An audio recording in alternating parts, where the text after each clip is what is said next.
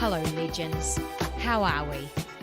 I'm so glad you're here. Welcome to the first proper solo episode of Does It Hurt When You Do That? Don't Do That. The podcast where I talk to interesting people and share a bit of insight on what does and doesn't hurt. And with these solo episodes, I'm going to keep this one pretty snappy today. It's a chance to kind of check in and reflect with, I guess, what's been coming up as themes in the podcast and to delve a little bit more deeply into them, as well as read out the wonderful messages that you have sent me. So we're going to delve straight into the mailbag. Our mate S said, the podcast tastes like a sweet chat with hard-hitting themes and notes of giggle.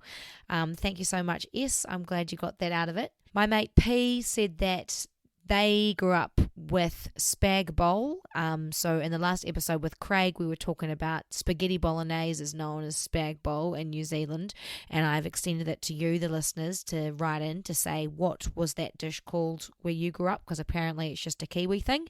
And P said that their mum called it spag bowl and she is French. So the jury's out on that one, and I figure that the spag bowl is going to be a recurring theme based on whoever listens to that episode and gives me a call about it, because I am very curious to find out what you grew up with that dish being called.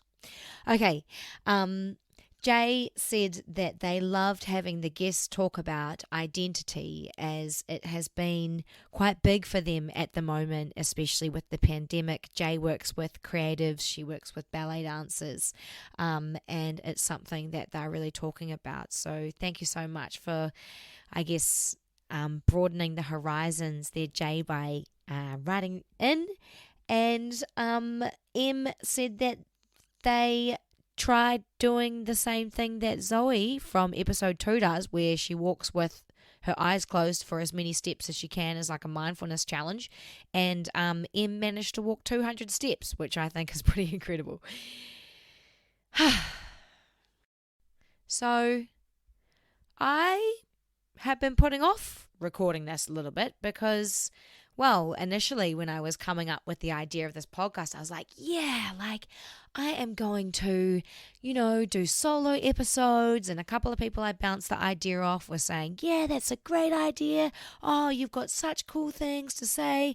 And here I am, caught in the grip of imposter syndrome and imposter syndrome, feeling somewhat flat and emotional, like I have nothing really to say. Then I was reflecting on what it's been like going through interviewing these guests, and I'd be interested in what you think about this, is that there is wisdom in every element to how we choose to react to being a human right now. So people ask me like, JJ, how do you know what to say on stage? How do you come up with all these great things all the time? Or when you're teaching yoga and all these sorts of things, how do you know what to say? And, well, I respond with, firstly, I listen if it's a conversation, or if it's on stage, I listen to what the audience is offering me, what the class is offering me in terms of how they are moving or shifting the energy towards me, or if there's something weird happening over there, I listen, I focus on that, and then come up with whatever comes to me straight away. And this is one way that I have learnt to navigate imposter syndrome, which is when you feel like you don't know anything that you're talking about, and all of the credit that you have got, or however you've got to the place that you are, is because you were faking it the whole time, and people are going to find out that you really don't know anything, and take it all away. It's this feeling that a lot of people experience. How I navigate imposter syndrome is I come back to the quote, "Your obvious is someone else's genius." I don't know who said it. I learned it in an improvisation class, that whatever is obvious to you is genius to somebody else. and just go with that and hope. Because there's no one more youer than you, right? Like the series of life experiences, your palette, whoever your favorite band was when you were 13, how many times you have or haven't watched The Sound of Music, and so on, have all shaped us to be these fascinating, libraries of insight and perspective that is unlike anyone else's. And even in this moment, I'm telling myself that pointing that out is really obvious, but it's also reassuring. And since maybe I am not the expert on this sort of thing, but I will tell you someone who is, and that is Elizabeth Gilbert, who wrote Eat, Pray, Love and a sensational book called Big Magic, which is all about the creative process, and I highly recommend it. One thing that Elizabeth Gilbert says in this book is, don't aim for original, aim for you, because that is enough. And so, what is on the obvious pile for me right now is to continue the courageous, authentic conversations my guests you have heard from so far come up with. And so, I will ask myself, does it hurt when you do that? Don't do that. And what that is, sweet legends, is I've been very mean to myself recently. Proper, unkind, meanie. To the extent where I don't even know if I'll keep this bit in where I'm admitting it, because although it makes sense and follows on from the other bit that I say about whatever's obvious to me as being enough, and that life isn't actually like podcasting where you can go back and delete sentences and edit them out, right? Like life is raw and gritty and funny and mysterious, and there's something we can learn from even feeling like we've got nothing to say. So I'm leaving this bit in, I think. If you've listened this far, it means I've left this bit in. Okay. And so one thing I've come to realize is that though we are all really different, if I am feeling something like right now, being really mean to myself, then someone else out there, maybe you, maybe someone you care about, is doing the same thing too, or they have in the past. And that might look different and feel different for different people, and we might not even know what that looks like, what the meanness kind of looks like. For me, I've come to realize it's refusing rest, cramming too many things in, and carrying guilt around like a rock on my chest. And I don't know if you have ever carried a rock around on your chest, but I'll tell you what, it's a bit stifling, but hard to do the shopping, but hard to dance when there's a rock on your chest. And you probably know the antidotes to this. I'm not going to give you anything groundbreaking. I'm not going to give you any advice because I feel like a real crumb at the moment. But what is obvious to me is to show up with care and compassion and treating yourself like you treat a friend. And for you, my friends, I'm so grateful that you're here. I wouldn't wish what I've been saying to myself in a rock on your chest. So I guess by me saying that, that's me getting a bit of taste of my own medicine, eh? And guess it's does it hurt when you do that? Do that. To show up with what is obvious and feel like that is enough.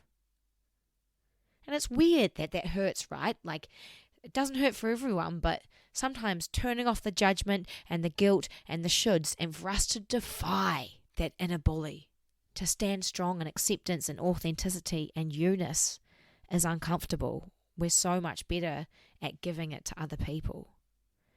And we live in a society that's all about the individual constantly striving and changing and growing and fixing ourselves. And if you dare accept yourself for how you are, oh no, you're going to go backwards. And I realize that right now I'm starting to get a little bit preachy and Tony Robbins-like. But Tony Robbins is a motivational speaker for the doing and the fixing. So I think I am more channeling the anti-motivational speaker vibe, which is more like, don't do anything. Accept yourself as you are. You are enough. Because that's true. You are. And I am too. And I'm going to use a metaphor here. Okay? Go with me. So if I am like a house, people aren't going to want to come over if I'm doing renovations all the time. They're not going to want to come over if I don't even want to invite them in because I'm hating on every light switch, every wall, every chair, every cupboard. To enjoy being in my house, you, my guest, and I need to be kind and caring and accepting of it. Leaks and all. I'm sorry if your body leaks and your house leaks too. I mean, humans are soup, right? It's all pretty weird. But let's keep going with the metaphor. Because maybe you've encountered a friend or family who's like extremely clean and tidy and intense about their house, right? And you go over there and you're afraid to sit down or eat because you might accidentally spill something. And when you open your cupboard, it's so organized it looks like Marie Kondo had a nice little time with an IKEA catalogue, and the owner of the house is really on edge because you're there and they're following you around with a paper towel and they're Glen 20 and it's not a relaxing time. And they're constantly having renovations. And nothing is ever good enough. And it seems like they're progressing. And it seems like it's really cool. But really, it's not really that fun. Or you go to that house that is proper lived in. And one of the drawers doesn't close. But there's weeds and the garden that could be trees, but are probably weeds in the garden, and it's homey and it's filled with love and weird mugs, and they have a story about each one, and the people who live there know that it's not perfect, but they don't want it to be because it is cozy and quirky and anyone can come and hang out there, and it is more than enough.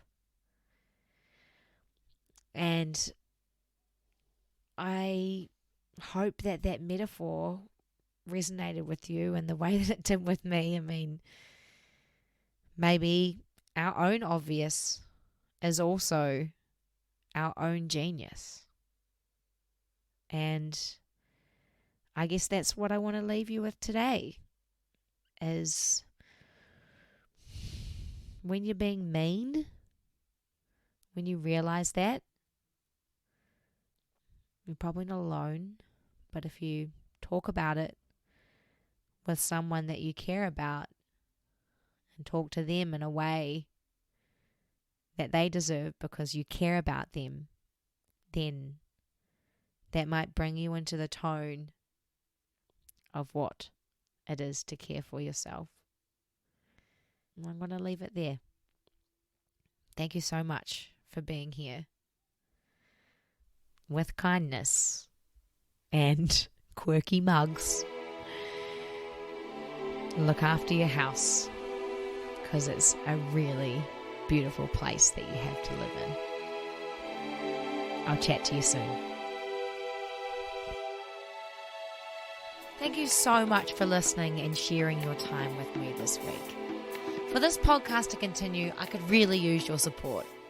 If you enjoyed the episode, please screenshot it and put it on your social media, send the episode to your friend or family, and if you can click subscribe to the episodes, they'll fall into your algorithm like your old friend JJ popping into your ear every week. I appreciate it so much. And as well as listening to this podcast, you can just keep on listening to your own wisdom by asking the questions, big and small, like, does it hurt when you do that? Don't do that.